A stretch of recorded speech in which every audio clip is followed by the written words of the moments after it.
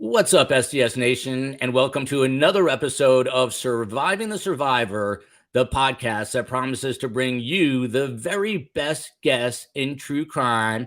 And I know everyone is chomping at the bit to hear from the man with the bright blue eyes, Ross Coulthart. But first, got some exciting news about the show.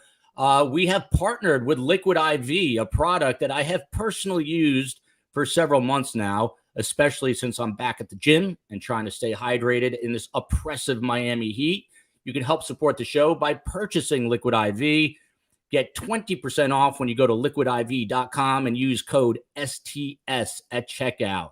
That is 20% off anything you order when you shop Better Hydration today using promo code STS at liquidiv.com. And now let's get into the show. As true crime intersects with the extraterrestrial world, our best guest tonight, he has been trending for weeks on end on social media after it was revealed in an interview he did with David Grusch that the United States government is in possession of spacecraft of non-human origin and possibly alien bodies as well. Our best guest, one of the biggest we've had, Ross Coulthart, is coming to us from Sydney, Australia. He's a multi-award-winning investigative journalist with over 3 decades experience in newspapers and television, including reporting for the Sydney Morning Herald newspaper, ABC TV, Four Corners, 9 Network Sunday program, and 60 Minutes, 7 Network Sunday night. And Ross is also the best-selling author of 5 books, including In Plain Sight, a revised and updated edition is going to be out September 26, 2023, with a nifty new cover. Ross, welcome. Appreciate you coming on. G'day, Joel. I don't know whether UAPs fit into true crime, but I can tell you, I remember I went to a journalists' conference in Miami once, and we went to the Dade County Morgue and had a fantastic lecture from the Dade County Morgue coroner talking about how to detect the age of a dead body. It was great, but it was a bit alarming because there was a corpse in the room right in front of us.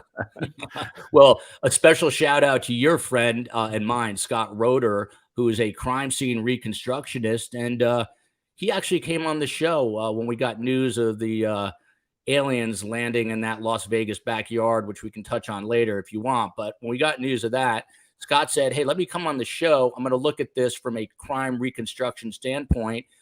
We had Michael Shermer on that night, a skeptic. He didn't appreciate a lot of what Scott had to say. Things got a little crazy. I'm glad it's one-on-one tonight, Ross. But it is interesting. And you said yourself that as an investigative reporter, and you're one of the finest out there, you never really thought to look at this. What kind of propelled you? It was not my first question, but now that we're talking about it, what propelled you into examining this world in the first place? Well, Joel, as you know from your time in journalism, there are certain taboos that you're not meant to do stories about. And it's kind of understood in the newsroom that if you do stories about them, you have to be very, very wary and skeptical. One of them is, I was always told, you don't do stories about suicide. And we were never allowed as a journalist to report about suicide victims in I think the mistaken belief that to write about suicide was to encourage it. That's changed now. You're actually allowed now to write about it. But the other stigma, the other big taboo in my journalism career has been UFOs, UAPs.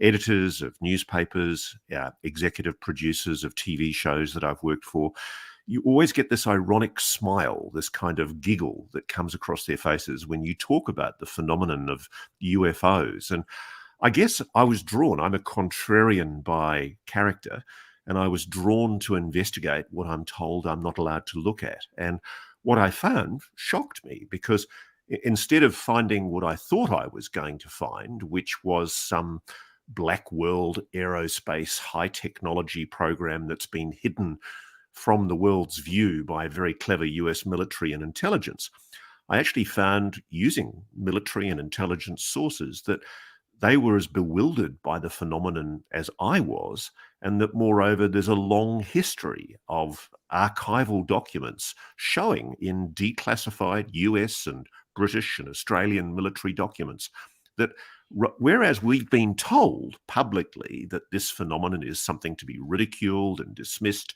the US military in particular has taken it extremely seriously.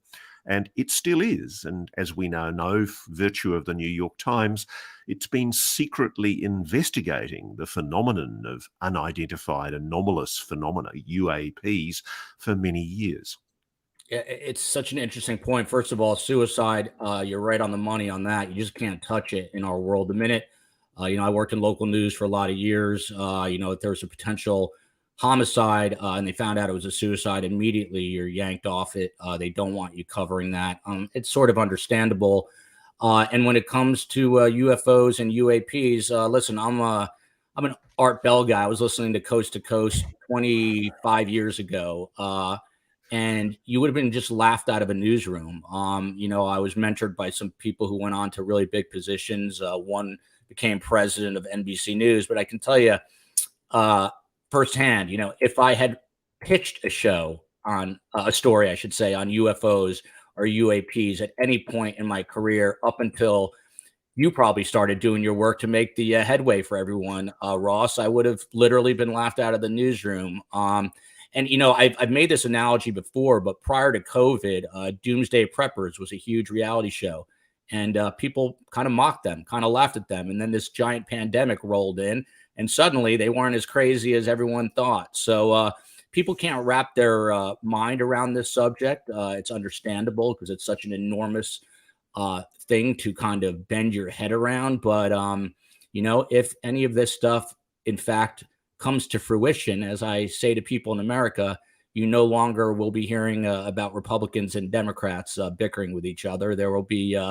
bigger issues to discuss. But I imagine at this point, Ross, you wouldn't mind being abducted by aliens yourself. It's been a mad whirlwind. How exhausted are you at this point? What's it like to get this sort of attention? Journalists always say they don't like to be the story. What's it like for you? I'm actually very uncomfortable about it, to be honest, Joel. I'm an investigative journalist. I do long form investigations, and a large part of my work is covert. And might interest your audience to know that I started out writing books about outlaw motorcycle gangs. I was fascinated with the world of biker gangs, and there was a huge link between organised crime and drug distribution here in Australia, going right back to the Hells Angels in America and Rock Machine in Canada. And that's what got me into long-form investigative journalism, is looking at the activities of outlaw motorcycle gangs in Australia. And at the time, what was really interesting was police in Australia were giving evidence under oath to parliamentary committees, the equivalent of congressional oversight committees, swearing blue and blind that there was no link between outlaw motorcycle gangs and organised crime. And my sources were telling me entirely different. They were telling me that there was an extensive racket involving heroin distribution, methamphetamine, cocaine. And why were the police turning a blind eye to it? And it was interesting because I feel very much the same way at the moment with the phenomenon of UAPs. It's largely ridiculed as a subject inside media newsrooms. We're told that if you do a story about flying saucers, generally in television, there's that ridiculous X-Files music that goes behind it. And then normally there's a little green man up on screen, a graphic. And I think there's an inculcated ridicule and dismissiveness in media organizations to basically treat the whole subject of UFOs, UAPs with derision. And what I think people don't realize is that there's been a dramatic change that since the New York Times scoop from Leslie Kean and Ralph Blumenthal in 2017, there's begun the beginnings of a begrudging acknowledgement by the United States government that, frankly, it's been lying to the American public. It's been misleading people. And as my interviewee on the News Nation story I did about a month or two ago, Dave Grusch, revealed, there's been a deliberate, very, very deliberate and calculated disinformation program directed against not just the American public, but the rest of the world, including my country, Australia, where right back to the very history of the Robertson Panel, which was a CIA-sponsored UFO investigation designed to essentially placate the outbursts from Congress about the number of public sightings of anomalous phenomena, there's been an attempt to discredit and play down the phenomena and to dismiss plausible UAP sightings of clear craft, intelligently controlled objects, and to dismiss them prosaically, dismissing them as weather phenomenon or balloons or just misidentified aircraft. And I think what's happened in the last 5 to 10 years is the US has been dragged kicking and screaming into a begrudging acknowledgement that this explanation no longer suffices. And it's culminated as recently as a couple of months ago with Dr. Sean Kirkpatrick, the head of ARROW, the Pentagon's UAP investigation office, who I rather suspect is a rather reluctant UFO investigator. He's basically been dragged kicking and screaming into the Congress and has been forced to admit that, yes, there are anomalous objects that we can't identify prosaically. I think his most recent observations to the Congress under testimony with Senator Kirsten Gillibrand were that there are anomalous metallic spheres being seen all over the world which are incapable of current prosaic explanation. And I'm told by my own sources in the Pentagon and in the intelligence community that whereas the public's been told for decades that this is a subject to be treated with ridicule and news media are under an obligation to essentially pejoratively dismiss it with a bit of a joke, inside the US military, it's been treated extremely seriously. These objects, whatever they are, they do appear to be intelligently controlled. There are documents and witnesses recording them interfering with some of the most sensitive technology in the world, including nuclear weapons, tampering with those weapons to either run them down and make them inoperable, or as is recorded in an official British government report called the Condign Report. There's even an incident that took place in Russia under the former Soviet Union where Russian missiles were actually powered up to literally one button push from deployment, literally one step from launch. And so we're in a really weird situation at the moment where, frankly, you've got this dissonance between the official public position of the US military, which is, okay, yeah, sure, there might be something to this now, and the public mood, which is to generally dismiss it. And so that's why shows like yours and mine, I do a podcast called Need to Know, www.needtoknow.today. And what we try and do is balance the complete failure of the legacy media to properly engage with this subject matter, because the media have been overtaken by events. History has moved on. The Pentagon is now acknowledging that there is a new reality. UAPs are real, whatever they are. They're anomalous. And as the former Pentagon UAP investigator, Luis Elizondo, has admitted, there are so-called 5 observables that distinguish these objects as anomalous. I'll go through those. The first is they're capable of extraordinary speeds, hypersonic speeds, sometimes tens of thousands of miles an hour, tens of thousands of kilometers an hour. They're capable of instantaneous maneuvers. In some cases, they've been tracked doing literally instantaneous right-hand turns at huge speeds that would turn you and me into pea soup if we were inside that aircraft. They're also capable of transmedium travel, air to water, water to air, and indeed air to orbit into outer space. This is phenomena that have been tracked using Earth-based sensor systems and eyewitnesses. They're also capable of stealth mode, which is they're capable of disguising themselves, making themselves invisible. And perhaps most dramatically of all, they're displaying what's called positive lift. We don't know how they're doing it. They're not showing rocket motors, propellers, or jet turbines. There's no visible heat source, but they're hovering in the air, apparently under their own control and energy system, in a way that we can't explain. Now, this is real. This is a phenomenon that the US government now formally admits is real. And does your gut here tell you that these craft are otherworldly, or it's something being done by the defense departments, with different nations? Also, I'm curious, can answer that question. Have any countries been more forthcoming than the United States, relative to how the U.S. Has engaged their public on this issue? Well, you asked me about my gut, and bottom line is I don't go by my gut. I can't.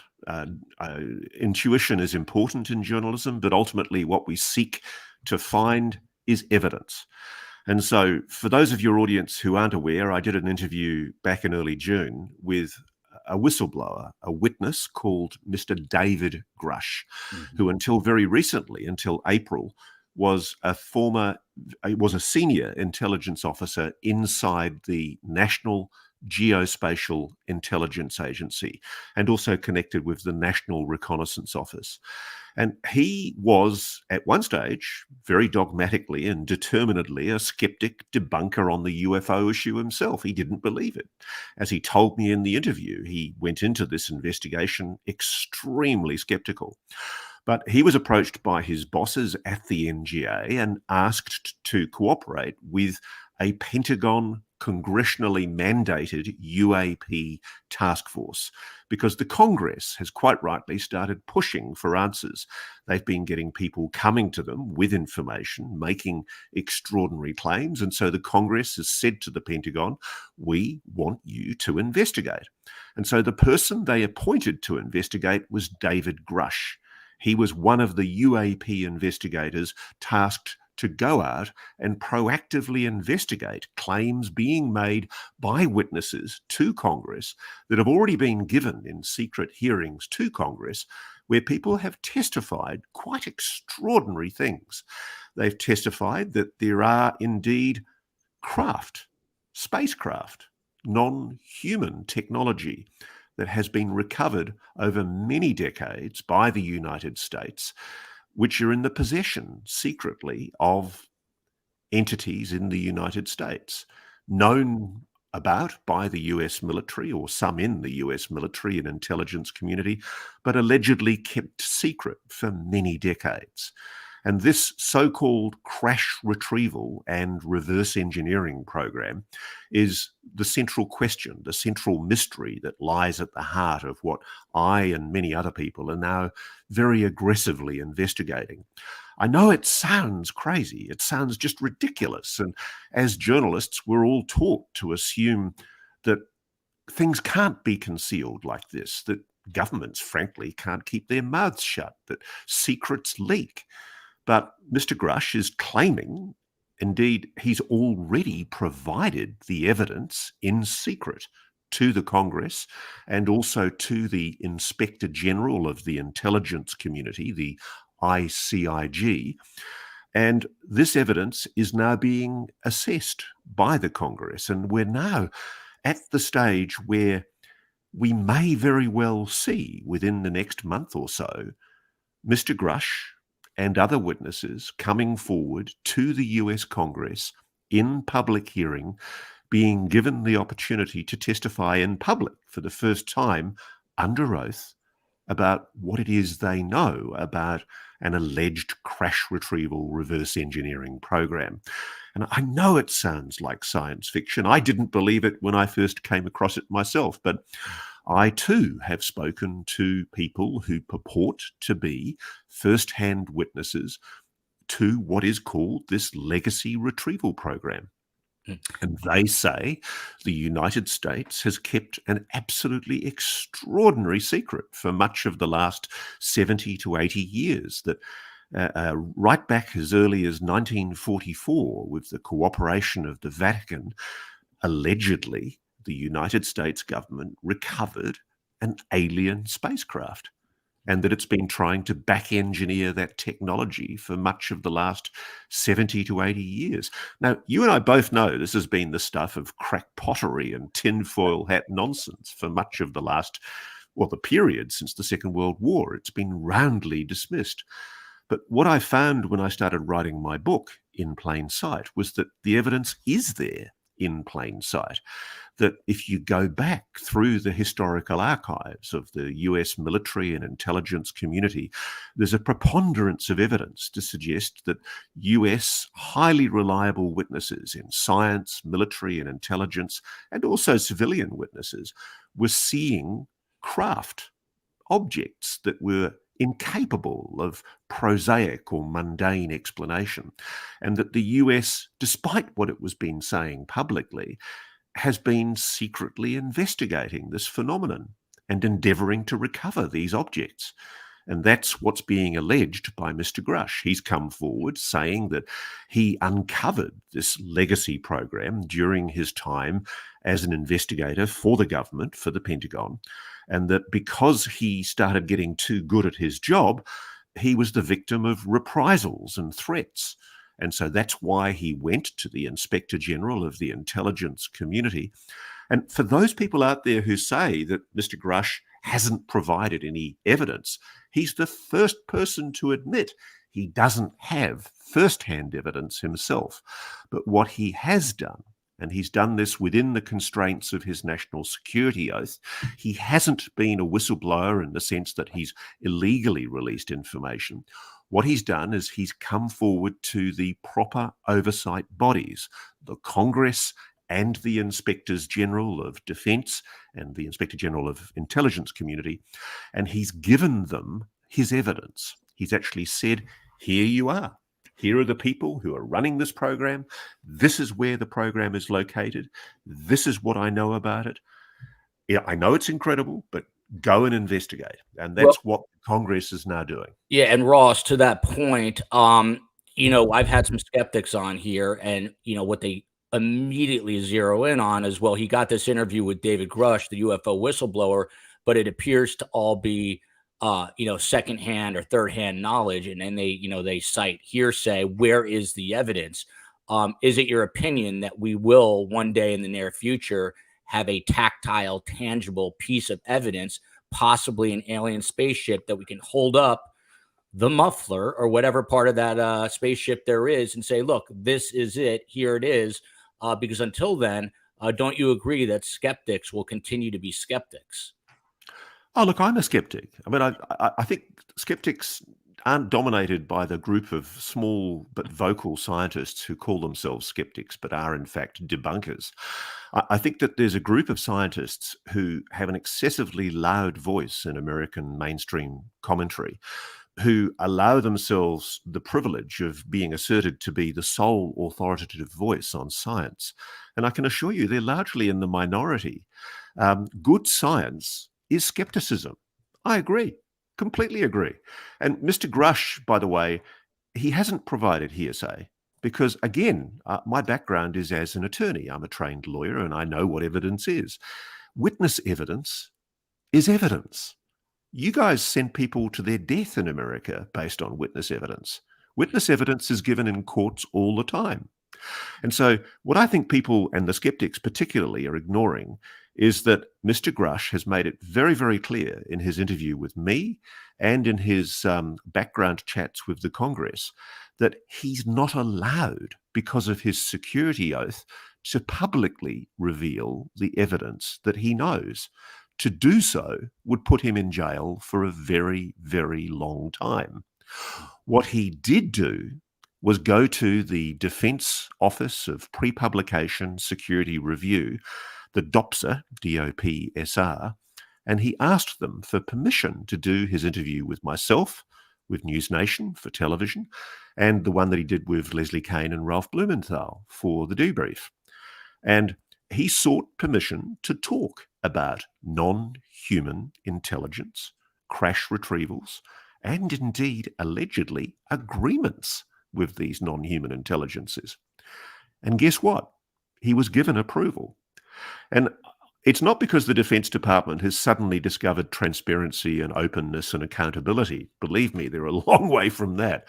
What they have discovered, though, is the need to try and constrain people like Mr. Grush, who sadly has made a report to the Inspector General that he's been the victim of reprisals and threats for doing his job.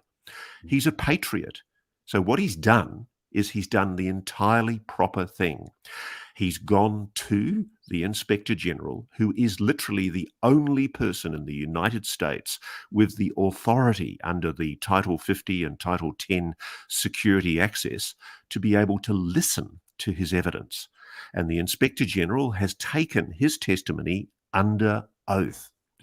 Then, and this is a point that seems to be being lost on so much of the legacy media commentary in the United States, in order for the Inspector General to be able to refer Mr. Grush's allegations to the Congress as credible and urgent, which he has done, the Inspector General then did his own private investigations.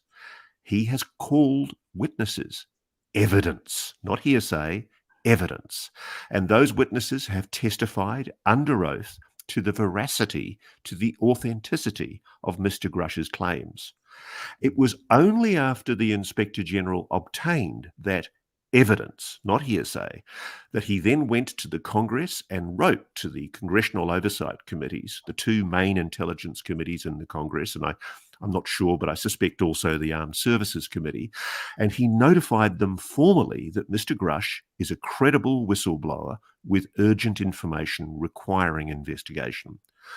That's why we are now at the situation we are at the moment, where Senator Marco Rubio has acknowledged, as recently as yesterday in an interview, that the evidence of Mr. Grush and other whistleblowers demands investigation by the most important committees that do oversight of the intelligence community in the Congress. The House Permanent Select Committee for Intelligence and, most importantly, Senator Rubio's Senate Select Committee for Intelligence. Is it true that a momentous turning point? Yeah, I'm sorry. I had read that you were a bit pessimistic about disclosure ever coming forth and coming about until you heard Marco Rubio, happens to be the senator from my state here in Florida, chirping up and discussing it. Has he given you renewed optimism? Were you pessimistic prior to what he had to say? I was very, very pessimistic before Senator Rubio came out and made his public comments, because I knew that the Democrat members of the Senate Select Committee, notably Senator Kirsten Gillibrand from New York, she's been pushing for this legislation from the very beginning. There's been the National Defense Authorization Act, and it's mandated legislation that's already passed into law in December last year, which essentially requires US government agencies, notably all of the defense and intelligence agencies that might be keeping a secret such as this, to come forward with any evidence that they have about UAPs. And increasingly, they've also demanded the release of non-disclosure agreements, contracts that have been used, I think, improperly, if not criminally, to force public servants to improperly withhold evidence from the oversight of Congress. Because what's driving this now bipartisan push, quite laudably, from Senator Rubio on the Republican side and Senator Gillibrand on the Democrat side, it's a unanimous push now, a bipartisan push inside the Senate Select Committee for Intelligence for legislation that will mandate the release of UAP information. And there's new bills on the books now which essentially mandate non-Earth technology. Believe it or not, I'd never thought I'd see that word in black and white, non-Earth technology to be revealed to the Congress. I'm very sorry, but I've actually got this visitor I told you about, and I've got to excuse myself for 2 minutes. You do your thing. This is why I love podcasting. You do your thing. You'll be right back. Ross has to attend to business around the house, and he's going to rejoin us. I've got tons of questions, so everyone stand by. If you want more STS content, that is Surviving the Survivor, subscribe to the podcast. Link in the description to all the major platforms, more content, and BTS, behind the scenes, coming soon. And of course, big shout out to new STS sponsor, Liquid IV, as well as our new partners in all this, Big Pond Podcast. If you guys want to get some sponsorship deals on STS, you want to email adopts, ADOPS at bigpondpodcast.com. I'm just going to try to get to all of your questions. Thank you guys all for tuning in. Ross is going to be back just in a moment's time. What he has had to say so far is simply amazing. That David Grusch has, as we know, testified under oath about all this. And lying under oath brings tremendous penalties, including time in prison here in the United States of America. I've gotten tweets and questions from all around the globe, knowing that Ross Coulthart was going to be on the show, and I'm going to try to get to them, including from Nick Pope, formerly of the British Defense Ministry, and I want to give a shout out as well to Zan Zetterstrom of that UFO podcast, and Viddy Adams of Team Disclosure. They've been working hard behind the scenes to try to get answers to all this. And since I'm typically a true crime guy, I really leaned on them a little bit prior to this big interview with Ross Coulthart to get their perspective. And I'm going to get into some of those questions. One of the things that Ross was just talking about. Welcome back, Ross. I love this style. I should do this every show. I love it. But you've been talking about reprisals that David Grusch has been faced with. Again, I know you don't want to be part of the story, but have you faced backlash? Have you gotten threats? Have you gotten emails saying you're a crackpot? Oh, gosh, of course you get emails from people accusing you of being a tinfoil hat loony. And in my line of work in investigative journalism, I've had a lot of people, basically say I've gone crazy because I'm doing stories about UAPs, UFOs. And I don't really care, Joel. I mean, I think that what's happening at the moment is the media, the legacy media, are fast playing catch up. I had an email this morning from one of the most illustrious newspapers in the world, not in America, but one of the world's greatest newspapers. And a features editor from that paper contacted me wanting to talk to me about the issue of UAPs.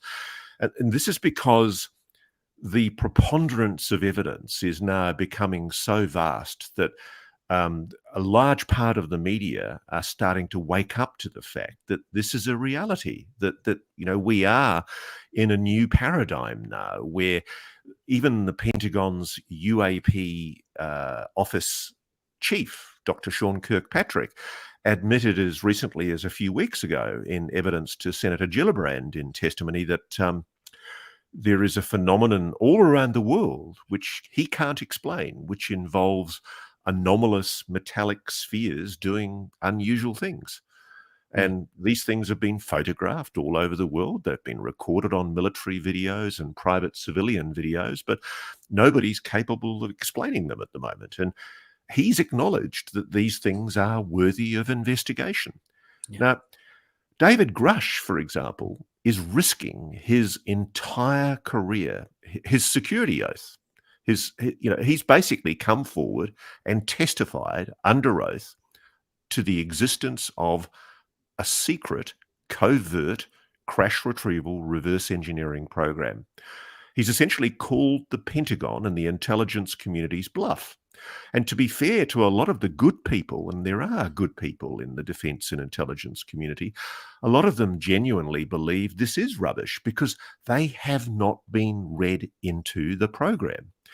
What's perverse about this is Grush actually discovered that people he knew who he worked with, when he started doing his investigations, they'd known about this program all along, he alleges, and it was only when he told them that he had the security clearances to know about it that they quietly let slip to him, yes, well, actually, now that you mention it, I am aware of that program and I've been working on it for some time. I've just never been cleared to talk to you about it, and this is what I know. And it's on the basis of that kind of first-person, first-hand evidence, not hearsay evidence, that Mr. Grush informed himself and became the victim of reprisal complaints when he tried to investigate further. And it was as a result of those reprisals and those threats that he went to the Inspector General and made his complaint, which was then verified as credible by the Inspector General. How often are you talking to David Grush? How often are you in contact? Is it pretty much every day? Pretty much. And some people want to know, why did he go to you and let's say not George Knapp, who's a big name in American ufology, or Jeremy Corbell? How did you get the big get? Look, hopefully I can count myself as a friend and a colleague of George and Jeremy, both of whom I respect. And I've got huge respect also for Leslie Kane and Ralph Blumenthal.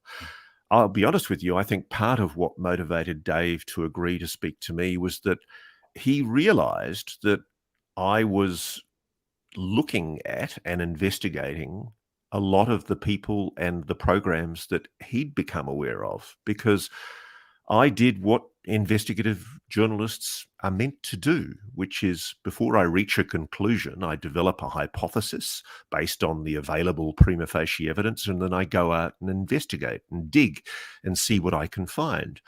And I found that there were people I managed to contact who told me that they were aware of or participants in what's now known as a legacy UAP crash retrieval reverse engineering program being operated largely in private aerospace, but also with the knowledge and assistance of certain individuals in defense and intelligence, and that it's been kept very, very secret. And I think one of the reasons Mr. Grush agreed to speak to me is because he knew that I knew a lot of what he knew, and he possibly knew some of the people that I knew. And we kind of crossed paths. I think also there was some concern on his part that the US legacy media is so compromised on this issue that there's some power in having an independent investigative journalist like myself who comes on from outside. I live in Australia. I'm a member of a group of investigative journalists that investigate things collaboratively internationally. I'm a serious insect investigative journalist, and he knows that I think globally and internationally in my perspective. Maybe that's that's something that assisted in forming his perceptions of me. I really can't speak for David, but I'm flattered that he agreed to speak to me, and I hope that the News Nation interview that I did is vindication of his decision. Yeah, well, it certainly helped News Nation. I can tell you that. It is interesting. I've kind of gone through life in a happenstance sort of manner. And I was just talking to my wife, who you sort of met prior to going online here.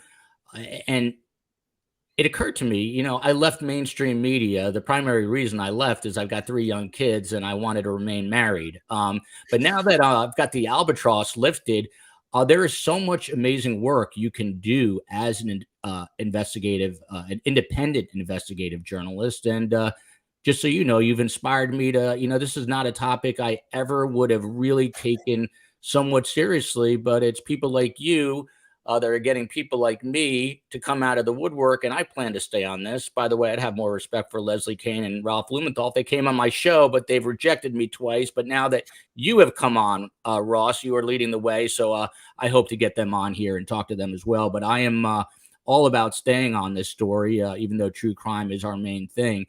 Camille Mickey here brings up, this is sort of the headline grabber, Ross, and you know that. Is there any way we can get more info about the giant UAP? You were quoted as saying some of the UFO craft in our possession are so big they cannot be moved. And you also hinted that these UFOs are being housed outside the U.S. and had to have a building built to house them. Now, I'm a journalist, Ross, and I've seen some of the other interviews. You got to give me something here. You got to give me a letter, a continent. What more can you tell us about this?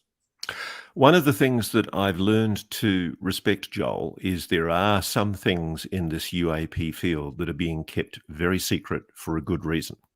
The source who told me about the large craft that allegedly is being stored inside a building in a foreign country outside of the United States assured me that it was safe for me to reveal that such an object exists, but it would be extremely dangerous and compromise worthy US national security imperatives were I to reveal the location.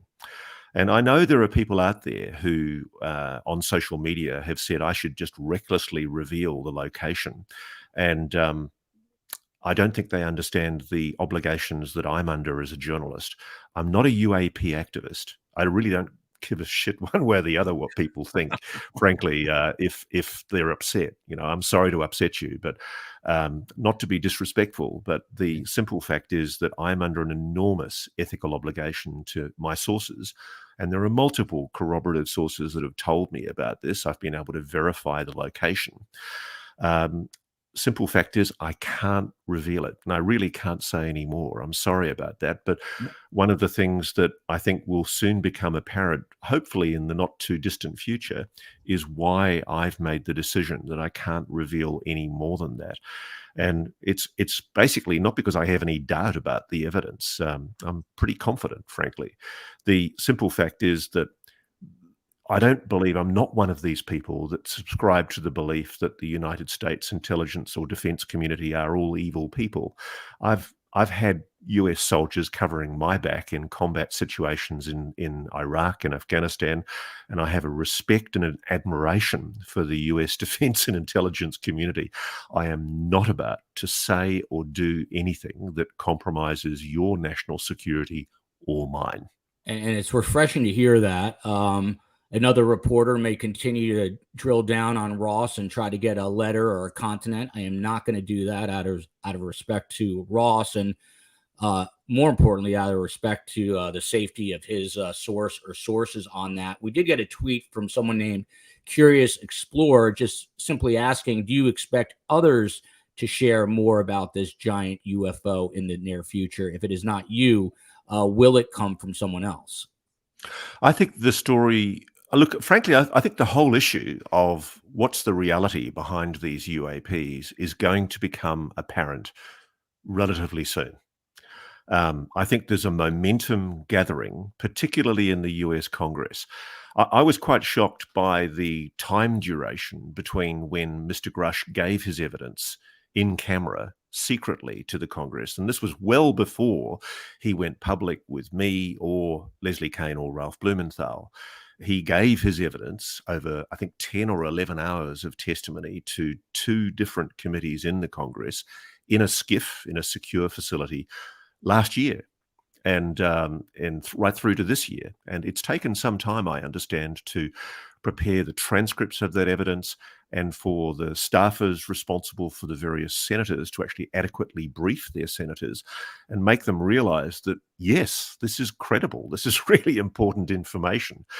And I think the Congress moves a lot slower than I think a lot of us would like it to move, but it's doing a very good incremental expositive job.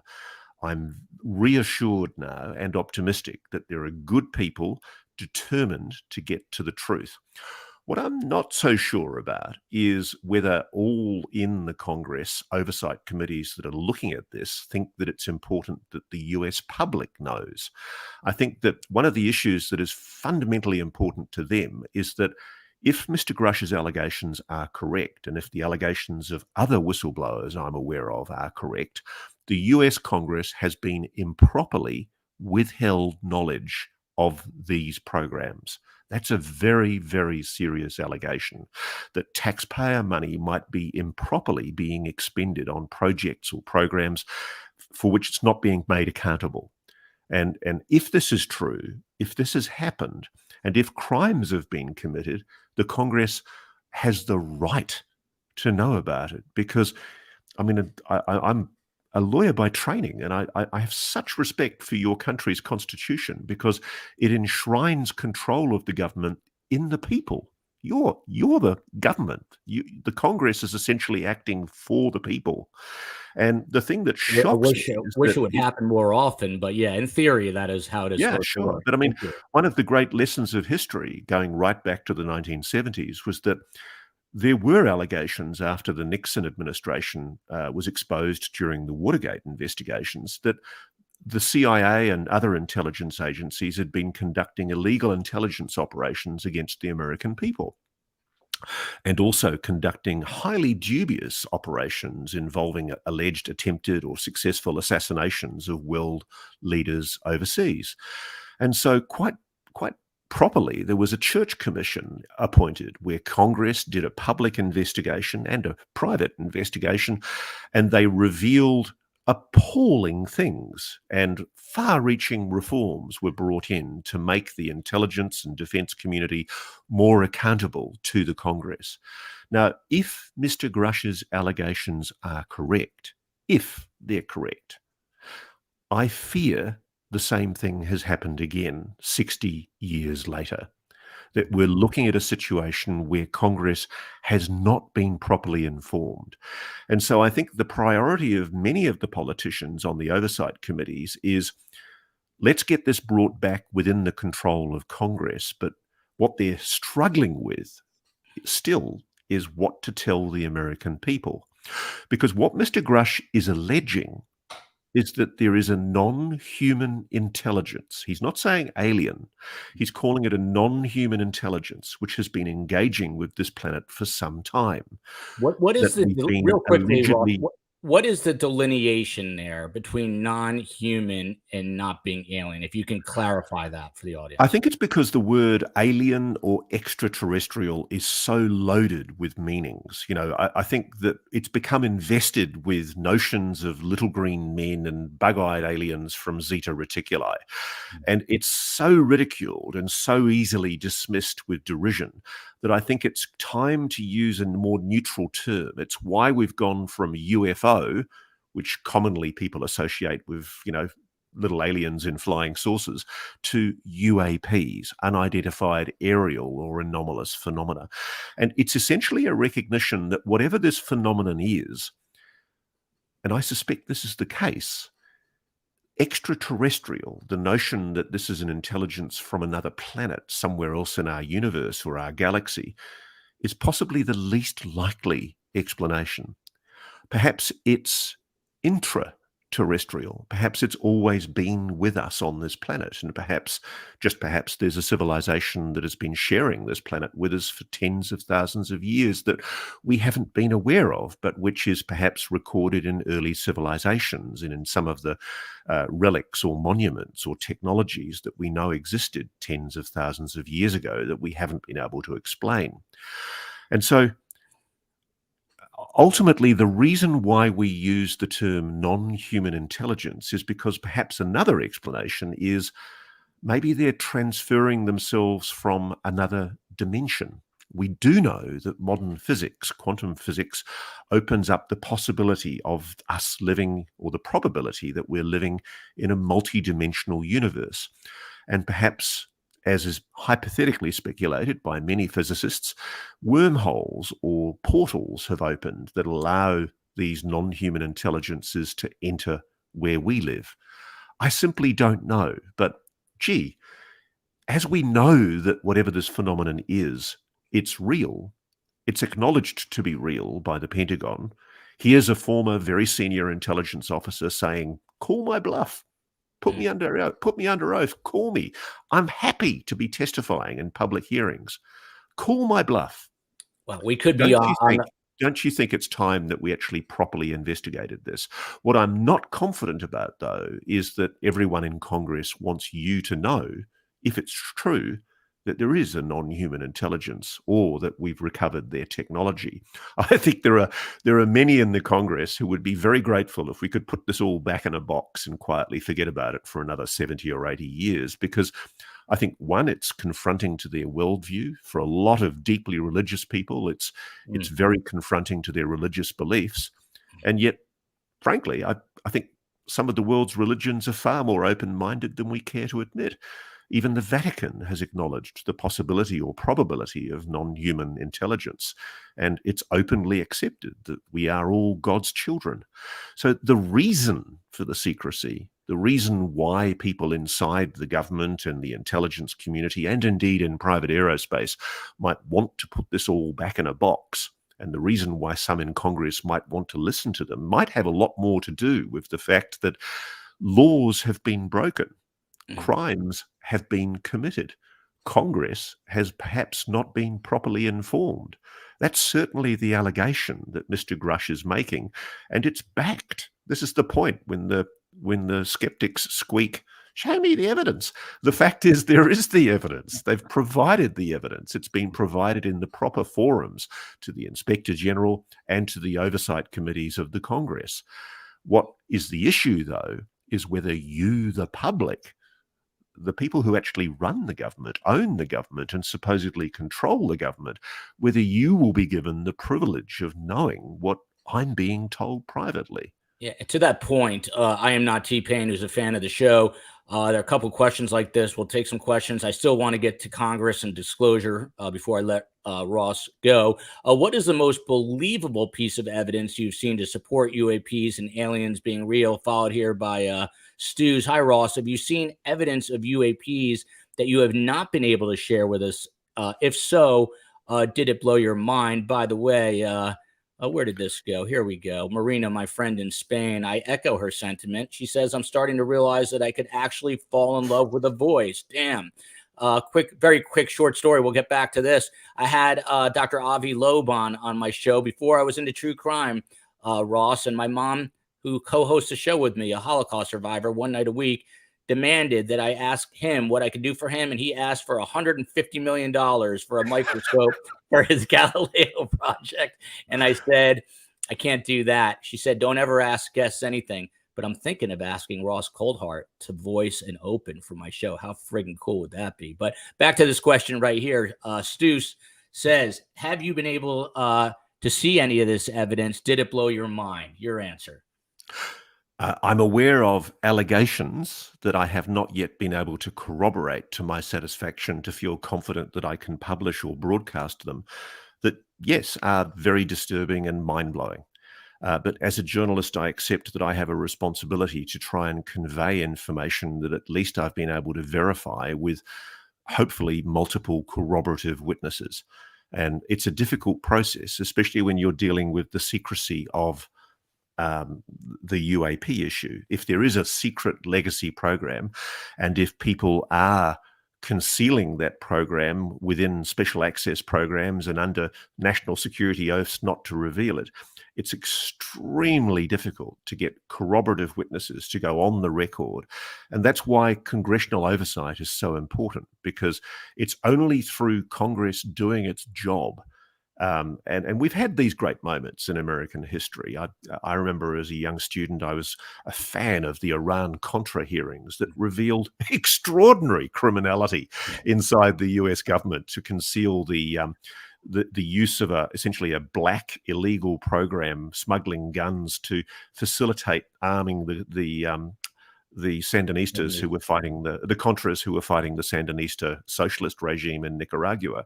And, these things happen in governments, and governments don't want to reveal these secrets. And, I can understand that.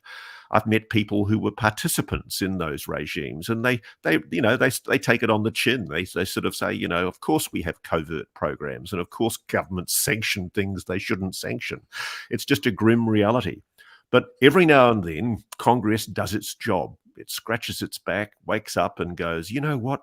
It's time we brought these guys back into line. And I really do think that with the UAP issue, I'm certainly myself at a level of proof where prima facie, we need to bring these people back into line. There needs to be a public reckoning. I actually work with Ollie North at Fox News. We were about an office away from each other. He was at the center of the Iran-Contra hearings, and Big Bad Marine used to come in with his little tiny little teacup dog every day, which always got a giggle out of me. While you were taking care of some house business, I did mention Dan Zetterstrom of that UFO podcast. I dipped into some brighter minds on this because I don't do this full time, for full disclosure. He had a very simple question, one that I was angry I didn't think of, which is, what questions, or what is the biggest question that's not being asked right now, Ross? That's a really good one. I mean, there are multiple for me. One of the biggest questions that I'd love to see answered is, why the secrecy? Is there really a plausible reason anymore for the ongoing secrecy? It's pretty obvious to me, and I write about this in my book In Plain Sight, about how the leaked WikiLeaks emails of conversations on email between John Podesta, who was working for Hillary Clinton as a senior campaign advisor, and two former very senior US Air Force generals, Neil McCasland and Michael Carey, and Robert Weiss, the then chief executive of Skunk Works Lockheed Martin. It's quite clear that in the run-up to the 2016 presidential election, there was actively consideration that if Hillary Clinton became president, she was definitely going to push for UAP disclosure. And she's made no secret of the fact, and neither has her husband, President Bill Clinton, of the fact that they both think that the US government is in possession of information that it has not revealed on this subject. So has, by the way, President Obama and President Trump. There's a unanimity of opinion among all of the recent presidents that the US does know something and that they've, to a greater or lesser degree, been briefed into it. But what I think is really interesting is that in the period, it's now a matter of historical fact based on these leaked emails, that the one useful thing Russia's done in the last few years is force the disclosure of these emails whose authenticity is not in any doubt at all. And these emails show that there were negotiations ongoing between senior US Air Force people, a senior private aerospace company, and the president aspirant's chief advisor to essentially negotiate some kind of controlled disclosure relating to UAPs that was anticipated to be being rolled out in 2017. And of course, this all went kaput when, in fact, President Trump won the election. And I suspect that there was a decision made to hold off in the short term because a lot of people perceive President Trump, as being too erratic to be in possession of this information. But what I am told is that President Trump actually at one stage he requested and received a briefing on UAPs. And a lot of people have overlooked a very interesting interview he did with his son, Don Jr., in the run-up to his attempt to win in a second term, where he admitted to Don Jr. that he had been briefed into something about the Roswell crash of 1947. And yes, it is very interesting. And he said, I'd like to tell you more about that, but on a future occasion. And of course, he didn't go on to win the presidency, and we were lost the opportunity to be given the information that he says he possesses. But it's quite obvious to me that a decision has been made for many, many years to keep secret something that the US government knows about UAPs. And I'd just like to know, I'd love to know why the secrecy. Is there a plausible reason? Is there some valid reason other than the risk of embarrassment because they've lied to the American people and the rest of the world for so long? Well, Ross, this question here sort of lends itself to what you're talking about from KPW. Can you ask Ross how much foreign policy and mainly geopolitics are disguised as something else, but it really has to do with the phenomenon, i.e. wars, sanctions, relations? Are we being, thrown a curveball of sorts to take our attention away from what is really happening, in your opinion? Well, it's certainly an allegation from David Grusch, who's, obviously one of the few top former senior intelligence officers who's been willing to go public. That one of the things he told me in my interview with him was that there's been a secret Cold War going on between Russia, China, and the US for control of and access to this retrieved non-human technology. And if Mr. Grush is telling the truth, then it's quite extraordinary because each country, our potential adversaries in Russia and China, is racing to develop these technologies. And depending on who you talk to, certain people say these technologies have or haven't been able to be developed. I've done stories myself where I've spoken to people who've witnessed technologies that do appear to be under US control, which are doing extraordinary things, demonstrating some of the so-called 5 observables that defy modern physics explanations. There is a question mark in my mind as to whether the United States is in possession of this technology, and I think that's what needs to be being investigated. But yes, in answer to the broader question, it's speculative on my part, but yeah, there are people who suggest to me that once you know the real story, there will be a new complexion on explanations for a lot of what's been happening in recorded human history. Ross, a couple of things I have to get to, and you've been so generous, but you did mention Congressman Tim Burchett of the great state of Tennessee on the latest episode of Weaponized, which I listened to with George Knapp and Jeremy Corbell. Shout out to those guys, and they have an open invite on this show as well. He mentioned he is hoping for a public House hearing at the end of July. Today is, I believe, July 12th. You are the future, Ross, so it's the 13th where you are. Does it happen at the end of July? And do you care to take a guess at who might testify? The names David Grusch have been bandied about, as well as Lou Elizondo, Ryan Graves, Eric Davis, possibly another unknown person. What say you? Will these congressional hearings kick off, or will there be a further kicking of the can down the road?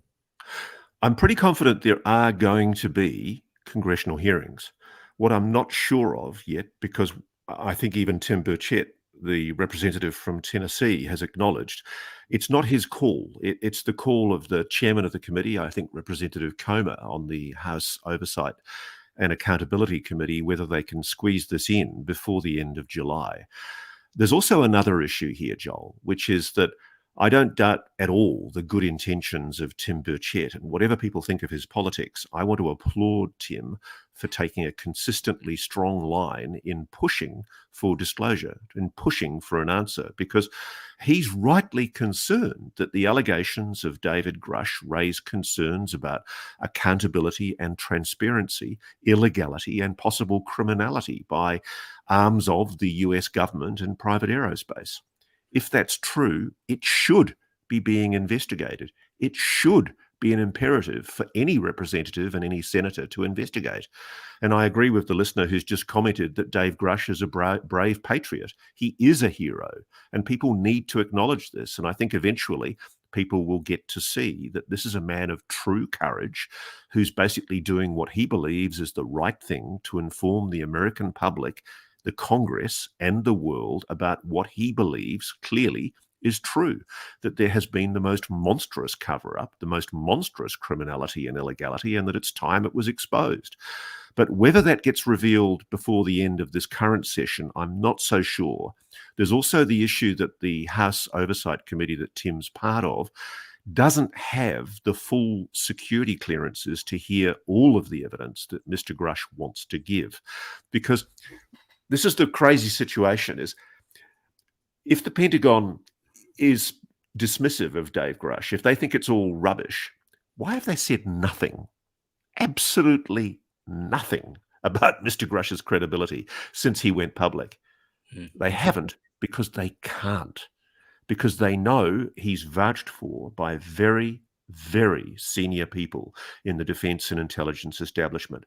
He is an impeccable, high credibility intelligence source. Quite literally, the man who carried the presidential daily briefing into the White House West Wing for delivery to the president. He's trusted with over 2,000 special access programs. And by the way, he hasn't revealed anything that he shouldn't have to me. He's very, very proper about his national security obligations. And on countless occasions, even though I've pushed him, he's said to me, no, I can't tell you about that. I'm sorry. I'm happy to testify about it in private to the Congress.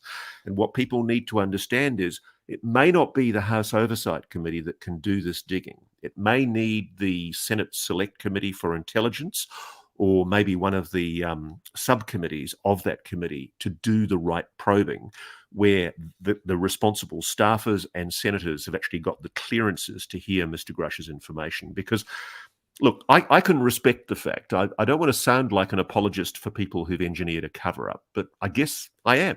Let's be honest.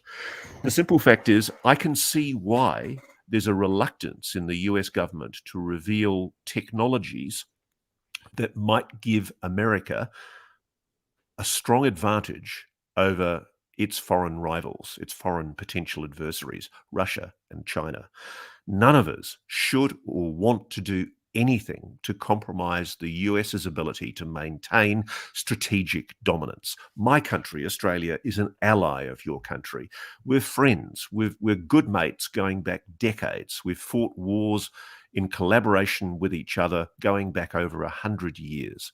There is no desire for anyone to do anything to compromise national security. So what I think is the central question that's really at the heart of what's going on in Congress is wrestling with the issue of, if David Grusch is telling the truth, It certainly looks that way because there are so many corroborative witnesses who are backing what he says privately in sworn testimony before the Congress already. There's been people giving evidence for over 2 years now.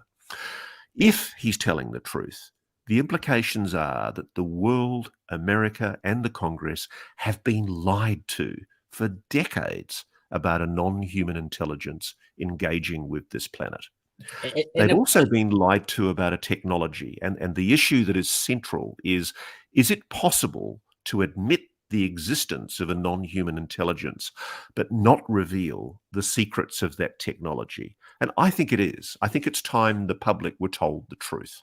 And to that point, if this has been going on, this hiding of information for decades upon decades, what is the sort of singular salient point that the United States government is so fearful of? What are they afraid of? That the American people can't handle the truth, to use that line from whatever movie, I just forgot what it was. But is that what it is? That they are too fearful of how the reaction would play out?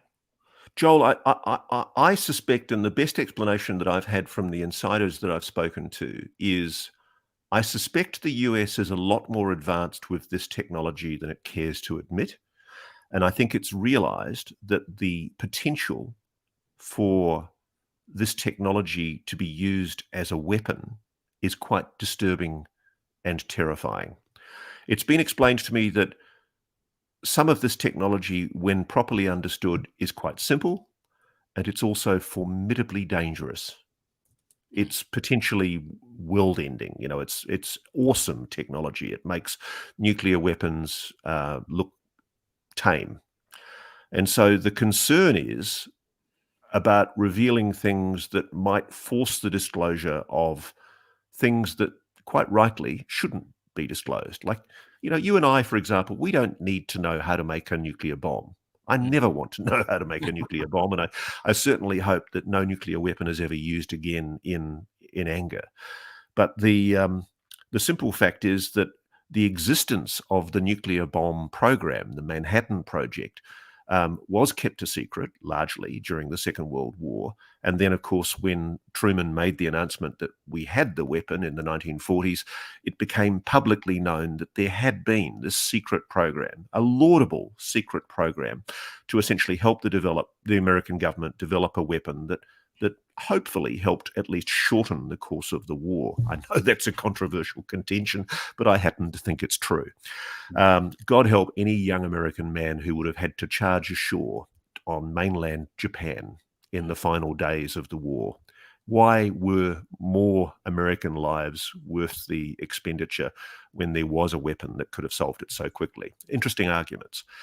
And similarly with the UFO UAP issue, if there is a technology that is potentially quite dangerous, and if it's still being worked on and understood by the American government, and if, as we are, we're in an incredibly dangerous period with both China, Russia, Iran, and North Korea, there is an argument that we need to be extremely careful about what we reveal publicly. And so it's not an easy argument to manage, but the message I would be sending to the Pentagon and to the intelligence community is that it's frankly time they started engaging with people like me, who are opinion leaders and influencers on this subject. I'm already talking to people in the national security establishment who are telling me that this is a reality. They are as perplexed as I am at the continued lack of planning and inability to come to terms with the decisions that need to be made in how to deal with this subject. And Ross, I'm assuming at this point that you're not just going to them; they are probably predominantly coming to you now. Is that the case? Sure. I mean, I've been reached out to by very important people, and By I the feel way, kind by of the way, it's embarrassed a really. few good men. This is what I don't understand, Joel, is I've been waiting for, the preeminent national security reporters from some of the greatest newspapers in the world in your country, the great TV networks that I've been privileged to work with occasionally in places like Iraq and Afghanistan, NBC, ABC, CBS, Fox, CNN, and they're all staying away from this story because they're scared of it. They're burdened by years, decades of ridicule and derision. And frankly, what's happening is social media like my show, Need to Know, and yours, is catching up with the reality far quicker than they are. And the terrible thing is, I think probably within a very short period of time, there is going to be some revelation, particularly from the Congress, which makes this evidence so incontrovertible that the legacy media will finally have to play catch up. And then they're going to look ridiculous. Yeah, If and I that's was the editor of a major newspaper right now, I would be tasking my investigative teams. I'd be hiring me. I'm under-resourced. I'm a freelance journo operating in country New South Wales, doing this almost as a hobby, in conjunction with my day job, doing, you might be interested to know, largely true crime stories with an Australian TV network.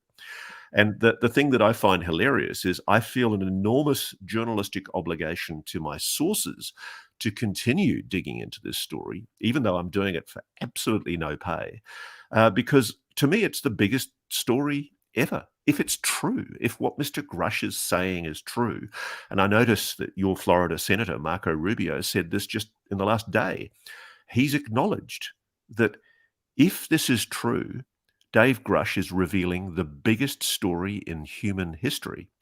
And if it's not true, it means that people with incredibly high clearances, and notice Marco Rubio used the word people, he's referring to multiple witnesses, not just Dave Grush, have come forward making assertions. If it's true, if it's not true, then they're crazy. That's a shocking indictment of the US intelligence community that also involves investigation. So this is the moment. We're at a moment in human history where I think for the first time in 54, 55 years, Congress finally has the opportunity to ask the question. And we're all waiting with bated breath to see what Congress does next. Is it going to blow it? Is it going to ask that question? I'd be looking more at September than July for those answers. We're going to wrap in just a couple minutes. To your point about the legacy media, I think that's really why shows like this and yours are taking off. Not to tout ourselves, but I just think it's a fact of reality. And people are losing interest in traditional media. They are too safe. They're controlled by too many sponsors, and they will not take a risk. And to your point, if this is true, with a big if, this will be the biggest story of all time, undoubtedly. By the way, it was A Few Good Men. You Can't Handle the Truth. This is my second show of the day, so I apologize for that. I did reach out when you got up to handle some business. I mentioned Ross. I reached out to some people. One of them, well, I'm sure, Nick Pope, formerly with the British government's Ministry of Defense. He had a question for you. That basically within Congress, both the Senate and the House are involved with Armed Services Committee, Intelligence Committees, Oversight Committees, various subcommittees.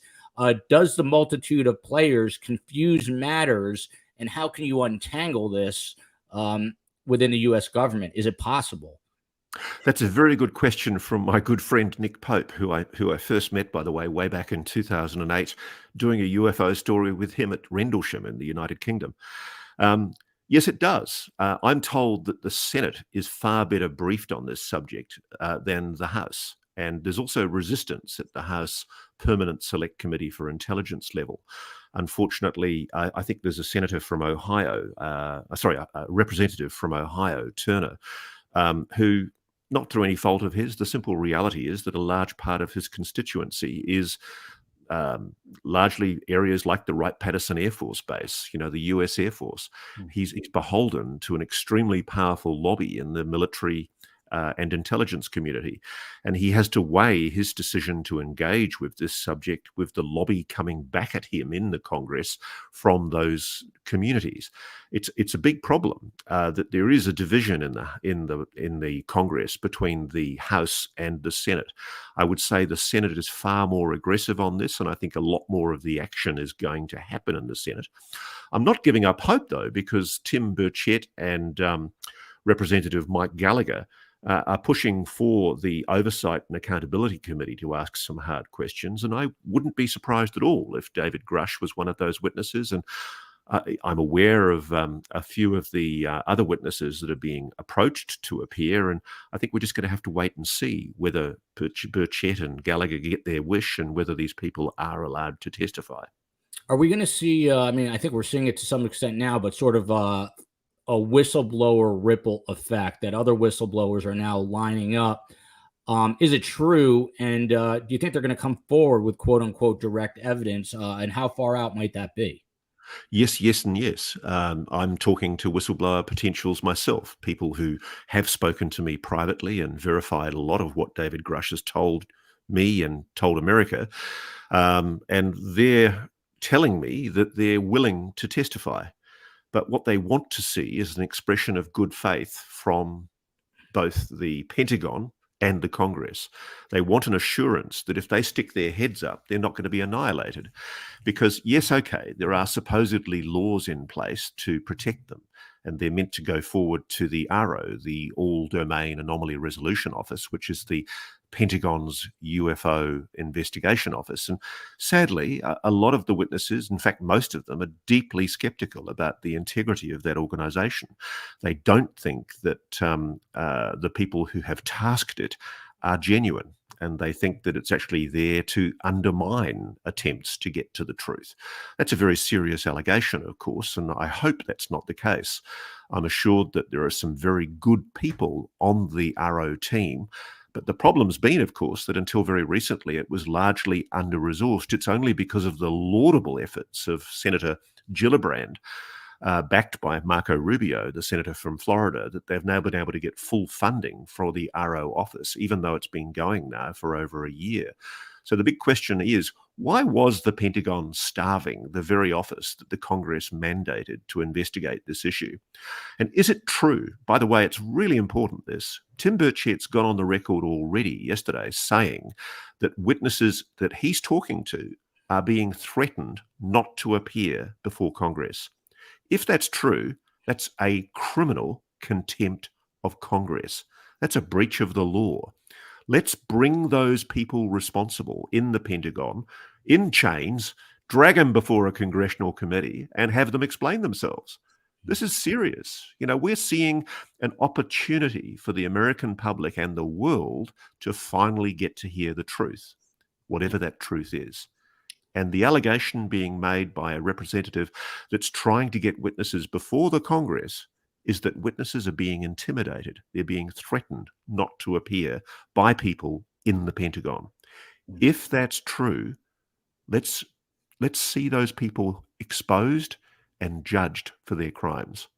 100% with you on that. When I was an investigative reporter at the local Fox station, the flagship station in New York City, I did a story about air traffic controllers falling asleep on their watch as President Obama would fly into the airport. They were using computers, laptops, cell phones when they should have been monitoring planes and traffic. The point I make is we had an FAA whistleblower who came out, and what did the government do? They crushed the whistleblower. And George Knapp has come out and says he believes, it is his belief that there's going to be stiff pushback against pending whistleblower legislation. Do you agree with George Knapp on this? Yeah, it's already happening. I mean, the negotiations are happening in the Congress at the moment. I recommend a guy called Dean Johnson, who has a Twitter feed that's reporting on these developments as they're happening right now. There's a bill before the Congress pushing for transparency, pushing for the Pentagon to be forced to reveal more of what it knows. And yes, there is legislative pushback. There are lobbyists from the Pentagon and the intelligence community who are going and saying, actually, we don't really want that legislation. Can you make sure that bit doesn't go into the bill? And that's terrible, because people need to remember, if they care about this issue, I know it's so easy to be apathetic about politics and to feel that you're not really represented and that essentially you don't have a voice anymore. You do have a voice. The wheel that squeaks gets the grease. People should write letters to their Congress representatives. They should write to their senator. They should push and make it clear that they think this UAP issue is fundamentally important, because the days for derision and ridicule are over. It's real. Whatever it is, it's real. The Pentagon admits that it's real, begrudgingly. It doesn't like it, but it's got to admit it.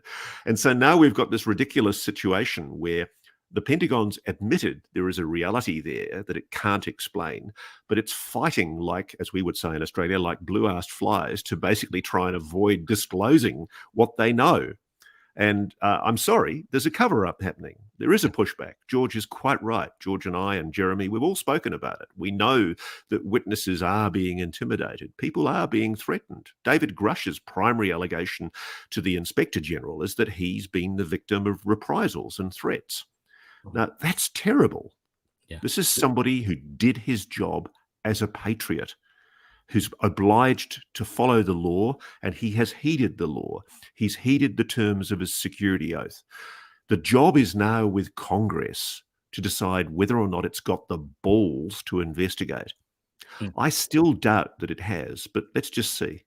We're gonna find out. Just to show you how bifurcated the world still is. 2 comments back to back prove it. Kim Inari says Roswell was real, followed by Elaine, who says a complete cult. I assume speaking of believers. You did address recent news from James Comer that some witnesses did fail their background checks and are now being replaced. Can you just speak to that briefly, and then we'll wrap up with a quick question on disclosure? Yeah. Some witnesses here. I think James Comer did acknowledge that they'd done investigations into the background of some witnesses. I'm told that none of those were witnesses that are in corroboration of what David Grusch is talking about. And finally, disclosure. That's the word we hear bandied about so often. Do we finally get disclosure? Is there any way to expedite the process? Well, yes. I mean, frankly, yes. Make it clear. I mean, I feel like a squeaky wheel saying this, but make it clear to Congress that this matters. Write letters. Don't just send emails. People should write letters to their congressional representative and their senator and say, this matters to me. This is a central issue for me. I suspect it's already going to be an issue in the presidential campaign, the next run up to the next election, because both Gillibrand and Marco Rubio are presidential aspirants at some stage. And I wouldn't be surprised at all if the reason that they're running with this is because they know what they know. They know that Mr. Grush may very well be correct, that there has been a monstrous cover-up, and to be the congressman or the senator that helps assist the public in learning this secret and exposing it is a political passport to great success. So I'm not demeaning the motives of those people, but it's politically opportune at the moment for this issue to finally be made public. And this is why I really do. I mean, one of the things that as a journalist I've seen is when governments try and conceal and hide, it's often the cover-up that hangs them rather than the conspiracy that led to the cover-up. And in this case, I think there's a terrible mistake being made. I'm told there is no plan in place in the White House for how to deal with this issue. I've actually spoken to people who've told me the White House has no plan, which is astonishing because I know they know. I mean, I know they're aware of what's been briefed before the Senate Select Committee for Intelligence, the House Permanent Select Committee for Intelligence, and I know that they've read some of the transcripts of some of these. You think they're working on it now? I mean, are they sitting on their hands, or you think they're working on something now? No, I don't think they're working on something. I think they're in paralysis. I mean, this is just such a confronting political reality that they're just hoping like hell it doesn't surface before the next presidential election campaign. They've got so much else on their plate that they're worrying about. But the simple fact is they need to worry about it because it's going to come out, whether they like it or not. So, Ross, we've talked about Tim Burchett and Senator Marco Rubio. They've obviously been pushing the issue, but what do you say to other officials who have not engaged with the subject yet? Any final message to them before we wrap it up? You can be on the right side of history or you can be on the wrong side of history. If you are currently an official who is in breach of the laws passed by the Congress late last year, which mandate that you must come forward with information that you hold about UAPs or crash retrievals or legacy programs, you are in breach of the law. And one day you will be held to account. More importantly, public opinion will be brought to bear on how you have conducted yourself. It's a patriotic duty to come forward with this information to make sure that the Congress is properly informed. That's not too hard. For those who do not know, if you've been living under a alien spacecraft, Ross Coulthart, he is a multi-award-winning investigative journalist with over 3 decades experience in newspapers and television. He is also an attorney, a trained attorney. He's also the best-selling author of 5 books, including In Plain Sight, a revised and updated edition. I already have the new book cover on the thumbnail for this show. It's going to be released on September 26, 2023. There's info on his show. Ross's show is Need to Know Today.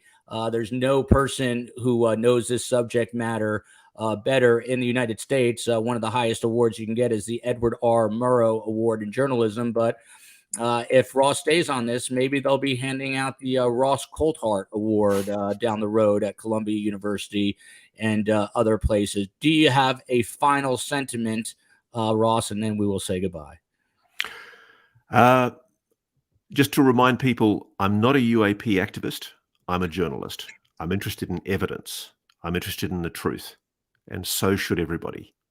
You know, these are momentarily, at the moment, allegations, but they deserve investigation. A massive thanks to both Scott Roeder, who helped me set this up, and of course, the man himself, Ross Coulthart, with both the mesmerizing voice and mesmerizing blue eyes. A quick reminder, this episode is sponsored by liquidiv.com. Use code STS for 20% off your purchase. It helps hydrate. Shout out to our agents at Big Pond Podcasts. If you want to sponsor STS, you got to email them. ADOPS at bigpondpodcast.com. Thank you to Ross again. Thank you to STS Nation. Love you, Australia. Love you, Sydney, Australia. Love you, America. Love you, aliens. If you're out there, please come say hello. Until next time. Stand by, Ross, for 1 second.